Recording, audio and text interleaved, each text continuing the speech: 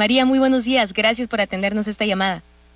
¿Qué tal? Buen día, Selena. Un gusto saludarla, al igual que a su auditorio.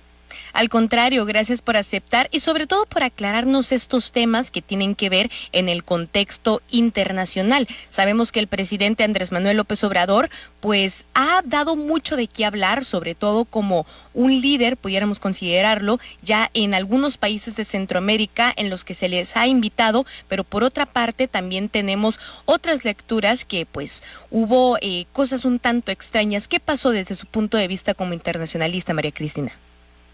Bueno, esta cumbre puede resultar extraña porque nosotros hemos visto que el presidente de México no viaja a menudo.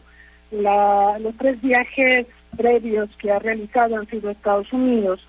Y bueno, súbitamente anunció que iría a Centroamérica, concretamente a Guatemala, Honduras, El Salvador y Belice, y a Cuba, en una visita que además acortó, porque él originalmente había anunciado que volvería hoy a México y la redujo esta visita y regresó ayer mismo al país. Es una visita política, puesto que si bien es cierto que el gobierno de López Obrador ha insistido mucho en cooperar económicamente con las naciones centroamericanas para mitigar las causas de la migración, nosotros sabemos que a Honduras y a El Salvador se les ha incluido en los programas Sembrando Vida y otros más, precisamente para reducir las presiones migratorias. Lo cierto es que a esta reunión al presidente solamente lo acompañaron el canciller y los titulares de la Sedena y de la Secretaría de Marina. No estuvieron presentes ninguna persona que tuvieran que ver con programas sociales, o Tatiana Cloutier, que es la titular de la Secretaría de Economía, lo cual hablaría de que es una gira estrictamente política, donde pues al margen de las consideraciones económicas que ha ventilado el presidente López Obrador a propósito de la región, no vimos que se negociaran acuerdos con la presencia de los titulares de las carteras sociales o económicas. En este caso, otro punto importante en el que se había hablado previo que tocaría en la gira es el tema del fenómeno migratorio. ¿Se llegaron a acuerdos en esta cuestión? Bueno, el tema migratorio, el enfoque que le ha dado México es justamente combatir sus raíces. Tenemos una crisis migratoria en la frontera sur por la enorme cantidad de centroamericanos, muchos de ellos hondureños, salvadoreños que buscan ingresar a México o ingresar a Estados Unidos y a México. Pero el presidente ha buscado mitigar esto a través de los programas sociales. Más allá de eso, creo que no se concretó ningún otro aspecto en particular. Yo lo que considero es que esta reunión es una forma que tiene López Obrador de responderle a Biden, quien será el anfitrión el próximo mes de la Cumbre de las Américas, de la que excluyó a Cuba, a Venezuela y a Nicaragua por ser aliados de Rusia. Y López Obrador, recordamos que le recriminó a Biden el que no incluya a todos los países de la región en esta cumbre. Entonces yo veo la gira de López Obrador un poco como respuesta de México a todas esas exclusiones de Estados Unidos hacia América Latina, recordando también que en México es una disputa de larga data por Centroamérica. Estados Unidos, por ejemplo, tiene el CAFTA, el Tratado de Libre Comercio con Centroamérica y la República Dominicana. Nosotros hemos desarrollado históricamente iniciativas como el Plan Puebla-Panamá, la iniciativa mesoamericana y otras más. Y bueno, siempre ha habido esta disputa donde tanto Estados Unidos como México buscamos promover nuestros intereses en Centroamérica y el Caribe. Pero hoy, con esta gira, López Obrador, pues como que pinta su raya y dice, bueno, pues México tiene estos programas para mitigar las presiones migratorias de los centroamericanos hacia México y hacia Estados Unidos, mientras Estados Unidos, por su parte, está convocando a una cumbre donde excluye a países. Entonces yo lo vería más en esa línea.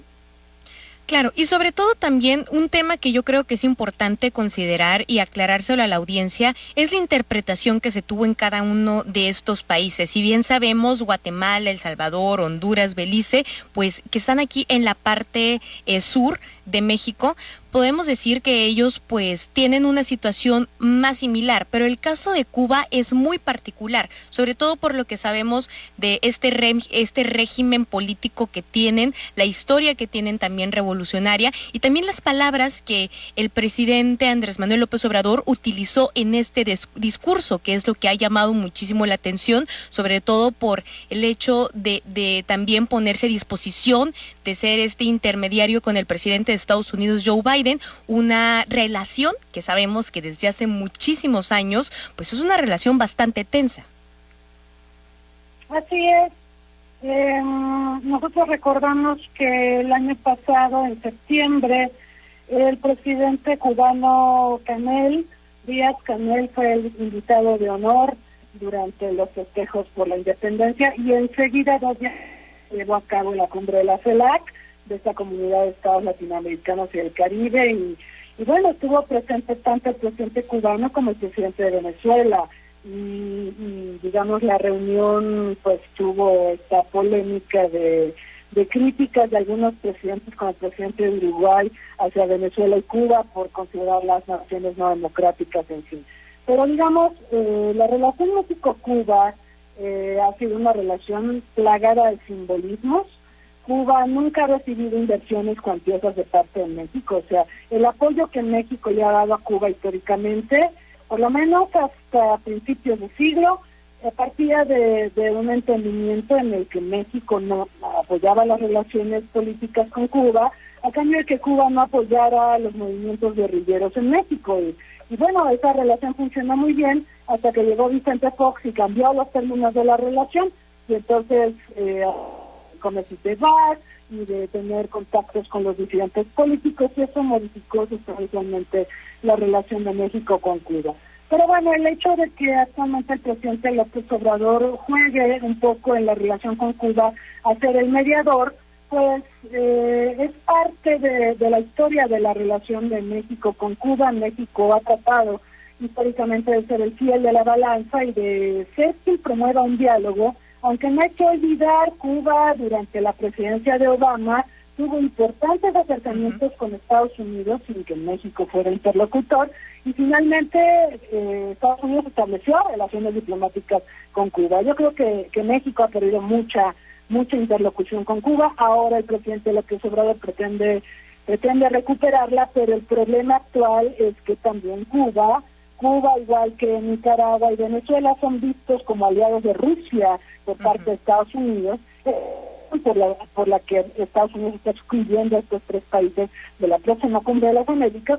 Y claro, el contexto de la guerra Rusia-Ucrania pues sigue permeando las relaciones entre los países latinoamericanos y Estados Unidos. ¿Crees que en ese sentido entonces, María Cristina, el resultado que tuvo el presidente Andrés Manuel López Obrador después de esta gira será favorable o no? Depende cómo mira usted favorable, porque el hecho de que haya viajado a países distintos de Estados Unidos es bueno, yo creo que es bueno. No vamos a ver muchos viajes internacionales del presidente. La realidad es que pues, él no parece que le importe mucho la política internacional. Él le ha delegado al canciller Ebrard nuestras relaciones exteriores, y es Ebrard el que normalmente viaja a distintas partes del mundo para cubrir esta parte de los vínculos internacionales de México. Me parece sano que el presidente haya ido a Centroamérica, a Cuba, porque son parte de nuestra zona de seguridad y de nuestra esfera de influencia, pero más allá de eso no veo que se concreten programas económicos o alguna iniciativa equivalente al Plan Puebla-Panamá o un fortalecimiento del comercio con los países visitados, ¿no? Yo creo que mayormente la preocupación ha sido los temas de seguridad, el tema migratorio, el tema del tráfico de personas, el tráfico de estupefacientes, y sobre todo también tener contento a Estados Unidos, porque Estados Unidos quiere que México haga un esfuerzo de contención de la migración desde México hacia Centroamérica y los países caribeños. Perfecto, pues apenas el tiempo nos va a dar la respuesta si esto tuvo pues una reacción favorable.